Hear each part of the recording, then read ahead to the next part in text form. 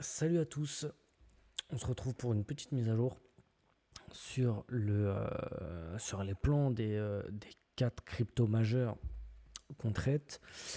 Et bah j'ai pris un SL tout à l'heure. J'ai pris un SL tout à l'heure sur la Divossière qui s'est finalement validée sur le Solana. Je l'ai pris en 2 fois. Donc j'ai mis moitié des risques à la validation, c'est-à-dire à 159. Et j'ai attendu le pullback bruit qui était juste ici là, aux alentours des 30. Du RSI et qui donnait un prix d'entrée à 157 et quelques. Et bon, bah, elle n'a pas marché cette div, hein. Voilà, donc je me suis fait stopper. Et puis, tac, tac, tac, tac, tac. Et donc maintenant, on est en train de faire une autre div H1 qui est un peu moins belle, mais qui est quand même là. Du coup, il y a un double bruit. Je sais pas si je vais la prendre celle-là parce que ça commence à faire un peu d'acharnement, quoi, tu vois. Ça commence à faire un peu. T'essaies de rattraper quelque chose quand même. Jusque pendant les 2 dernières heures, il y avait une bulle H4 qui était pas le plus bas du mouvement, mais qui était quand même là. Là, ça y est, on a touché la bande de bébé. Si on reprend un peu plus de recul, bon, bah, elle fait flipper cette bougie. Si à la clôture de la bougie, c'est-à-dire dans un peu moins de 6 heures, si on a tout remonté et qu'on clôture au-dessus de cette grosse trendline là qu'on avait faite, hop, ici, c'est incroyable, faux signal, puis finalement, pouf, on s'envole. Si c'est pas le cas, et bah va falloir commencer à songer à shorter le marché en intraday et à attendre les 125, les 101. Parce que ça voudra dire que vraiment les dernières zones, les 160, on les a pas tenues. Les 164 ou 165 165 de l'oblique, pas tenu non plus. Donc ça veut dire que jusqu'à preuve du contraire et jusqu'à les 125, on n'aura plus de raison d'acheter ce marché. Est-ce que je tente l'ultime div très moche qui truc, je sais pas. Le bruit serait à 34, ce qui est encore dans nos clous parce que c'est 40. Le max, mais c'est double bruit. Elle est moche, mais en même temps, j'ai envie d'y croire. Alors peut-être que aller là-dessus sur un demi-risque, même si c'est vraiment pas conseillé, là, ouais, je sais pas.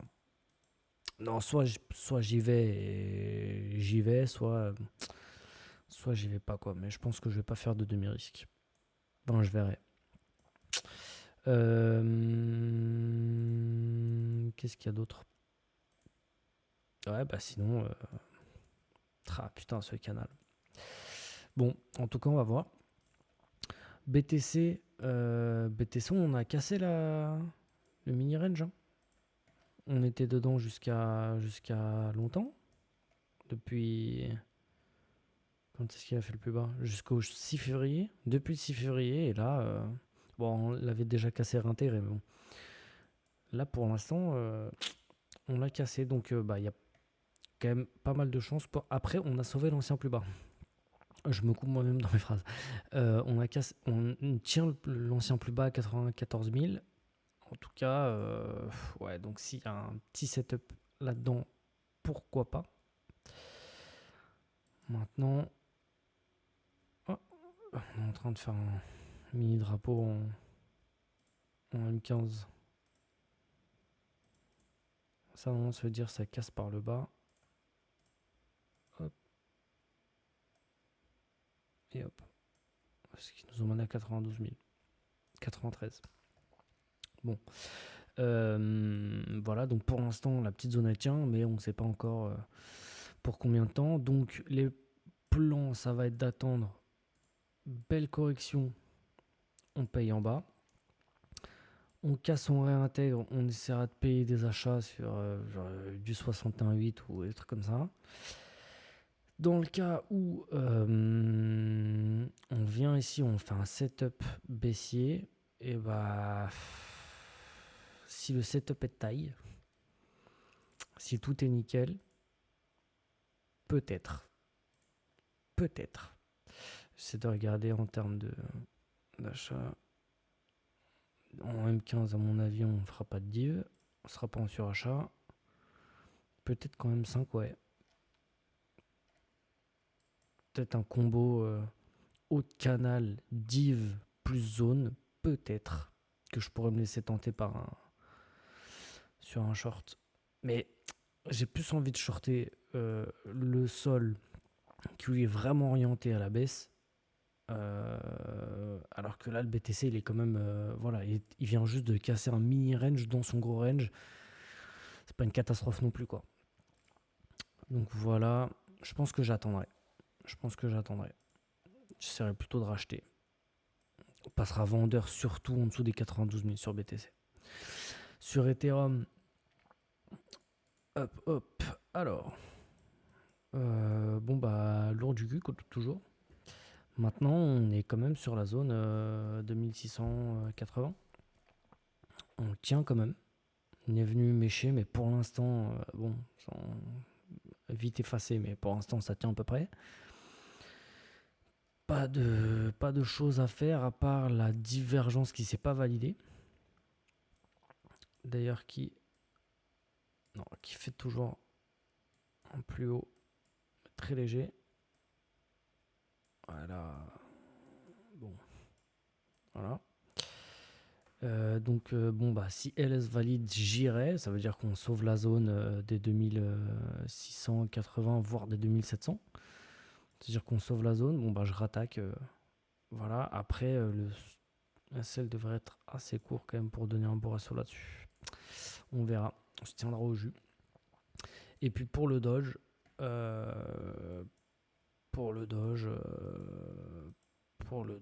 bah il y a toujours cette espèce de div en cours là. La zone est belle par contre.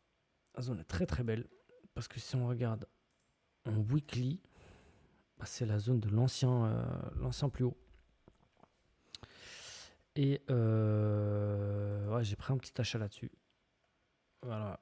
Bah, en fait, je me suis fait SL sur une div Solana tout propre, tout dans les règles. J'avoue, j'ai craqué, j'ai FOMO. Je me suis dit, bah, on arrive sur une magnifique zone. J'achète. Voilà. Si le marché donne pas du propre, bah, je vais essayer de le prendre. Ce qu'il ne faut absolument pas faire. C'est pour ça que je le dis d'ailleurs. C'est parce que c'est vraiment un truc à pas faire. Là, pour l'instant, je suis en très très très très léger gain. Mais ce qui serait bien, c'est de me faire SL là-dessus. Pour me montrer que la vie, c'est des règles strictes en trading.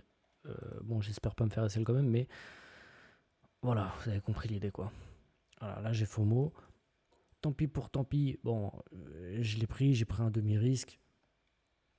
Voilà. Mais je me dis quand même que c'est vraiment pas bien. Voilà. Faut quand même reconnaître quand on a fait de la merde. Et là, pour le coup, là, j'ai fait de la merde.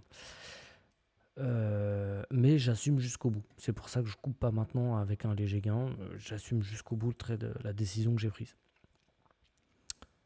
Puis le SL servira d'autant plus de leçon quand il sera pris, quoi.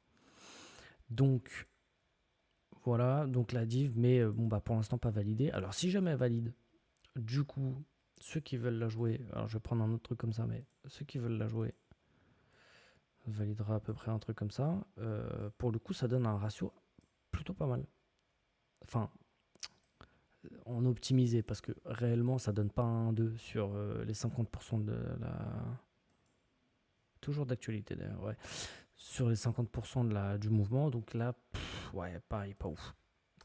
En tout cas, pour l'instant, on est sur des zones, mais on n'a pas de gros setup à exploiter, à part l'Ethereum. Qui, pareil, j'avais pas regardé le ratio. Meilleur ratio quand même sur l'Ethereum, à vue de nez. Quoique. En tout cas, belle zone, mais on est encore dans la patience, quoi. Voilà, là, c'était plus un trading de zone que des setups, parce que là, il n'y a pas de setup, mais en tout cas, voilà, vous avez les zones pour votre price action.